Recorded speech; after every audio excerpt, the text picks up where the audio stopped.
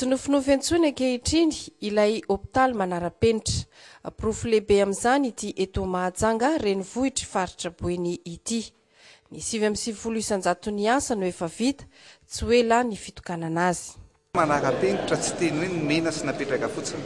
Fa tena hita mihitsy tsy mena amita amin'ireo hôpitaly rehetrarehetra avy any ivelany zao hôpitaly zao ary tena mahavelom-bolo. Io moa ny zavatra nolazaiko hoe afaka ataon'ny Madagasikara tsara mihitsy ny lohany amin'ny zavatra rehetra. Ela ny ela nandritra ny 50 taona mahery zay tsy nanana zavatra fotodrafitrasa tena hoe manara-penitra ohatran'izao tsika. Mbola ho avy daholo ny fitaovana rehetrarehetra, fa ny fitaovana rehetrarehetra petraka tokoa dia tena anisany tena fitaovana tena hoe farak'izay raitra indrindra manaraka ny toetrandro, na ny scanner zany, na ny radiologie rehetrarehetra zany, na ny anina koa zany mazava ho azy ny salle d'accouchement moa dia hitanareo teo io fa tena manara-penitra ka dia hoe mahavelom-bolo ary inoko fa tsy ho ela dia ho ataontsika ny fitokanana anasoavana ny vahoaka an'ity hôpitaly ity. Ny fanatsarana ny fiainam-bahoaka, ny fitsinjovana ny fahasalamany no vaindohan-draharaha ho iatrany ny filoha Andry Rajoelina. Mbola ho avy ihany koa hoy izy ny fampitaovana izay atao raitra sy manara-penitra mifanaraka amin'izao fotodrafitrasa izao. Araka ny fampanantenana nataon'ny filohan'ny tetezamita Andry Nirina Rajoelina tamin'ny fandalovan'ny farany teto Mahajanga dia natolotra tamin'ny fomba ofisialy androany ireo camion benina 2 marka Photon. Mila tanàna madio ny pon'ny Mahajanga hoy ny filoha Rajoelina. Fantatro ary efa nampanantenako hoe mila tanàna madio i Mahajanga, mila diovina ny tanàna, mila miaina ao anatin'ny fahadiovana ny ponina rehetra eto Mahajanga. Koa izay indrindra no anolorana anareo an'ireto camion benina anankiroa reto mba hitaomana ny fako rehetra sy hanadiovana ny tanàna ity mariky ny fankatiavantsika izay satria tsinay i Mahajanga tompo lasy tompo vavy. Ankoatr'izay dia nanamafy ny lahateny nataony tamin'ny 20 ny volana Jiona lasa teo ny filohan'ny tetezamita fa tokony ho vahaolana sy ho modely ireo mpanao politika hozy izy fa tsy ho enta mavesatra. Efa nambara ary efa nolazaina fa isika dia mananga, manoro, manatsara, mikarakara ary indrindra mitsinjo io avy ny taranaka fara-madimby. Izay no mahatonga anay eto androany ary eto dia manamafy ny lahateny nataoko tamin'ny 24 ny volana Jiona amin'ny fiverenan'ny fahaleovan-tena hoe ny mpanao politika dia tsy tokony olana ho an'ny firenena,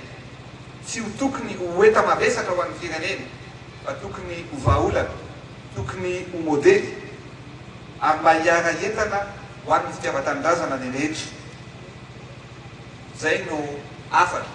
mba ho atao an'ny rehetra. Nanamafy ihany koa ny filoha Rajoelina tamin'izao fandalovany teto Mahajanga izao fa hatao vaindohan-draharaha ny fanatsarana ny fiainam-bahoaka mba hahatonga ny Madagasikara ho lohany eto amin'ny ranomasimbe Indiana sy manerana ny kontinanta Afrikana.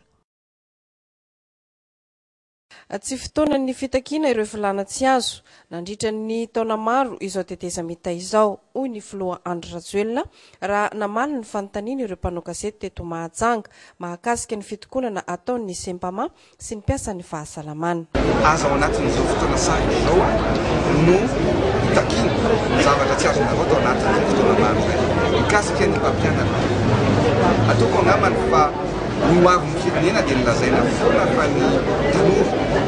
Raha ny tanora no hoavy ny firenena, ny mpampianatra ny mamola vola no hoavy ny zanatsika. Ka tsy eken'ny saina mihitsy hoe ny mpampianatra indray ankehitriny hitarika ny ankizy tsy hianatra na hinitsy hampianatra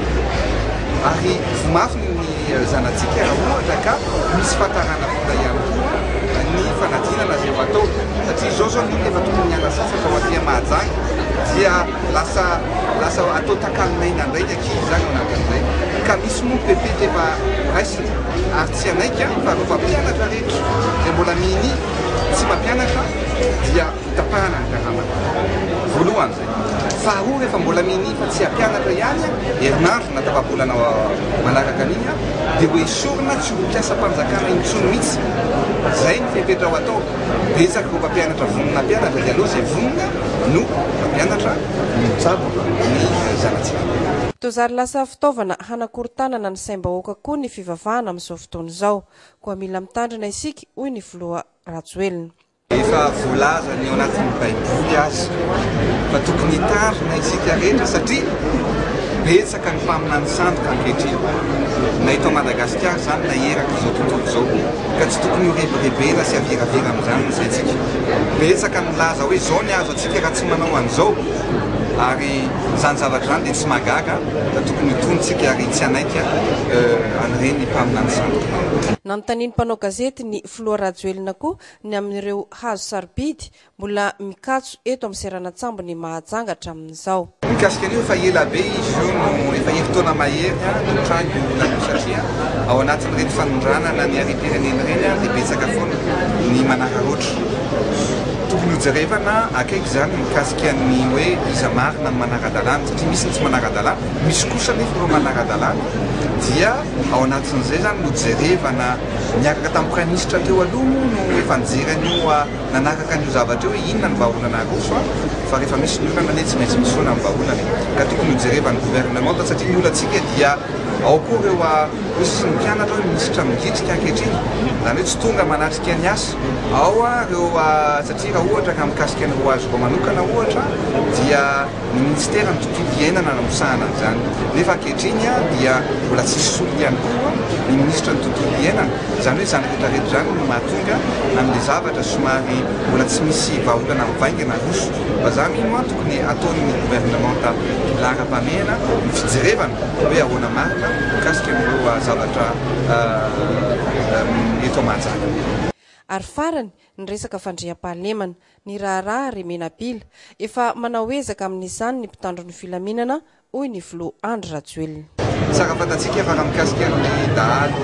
raindahany Remenabila ozy isika zay efa tratrany inona no ny asa ratsy raha mitonona ny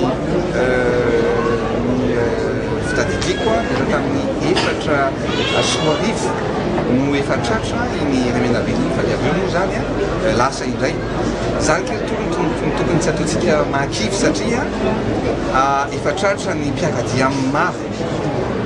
ny vadiny ary moa dia efa hoe efa namony miainy mihitsy ao anatin'izay nefa za dia midery ny ezaka nataon'ny mpitandro ny filaminana satria tsy mora ny nanamborana anazy fa za mihitsy fa tsy maintsy ho azo izy ny Ben Laden arame raiky amin'ny folo taona aty aoriana zay vao azo ka zay ny tena hoe tsy kivitsika fa tsy maintsy ho tratra ny mpanao ratsy rehetra eto amin'ny firenena dia tsy maintsy jerevantsika zay fomba isan'ny voana antsika.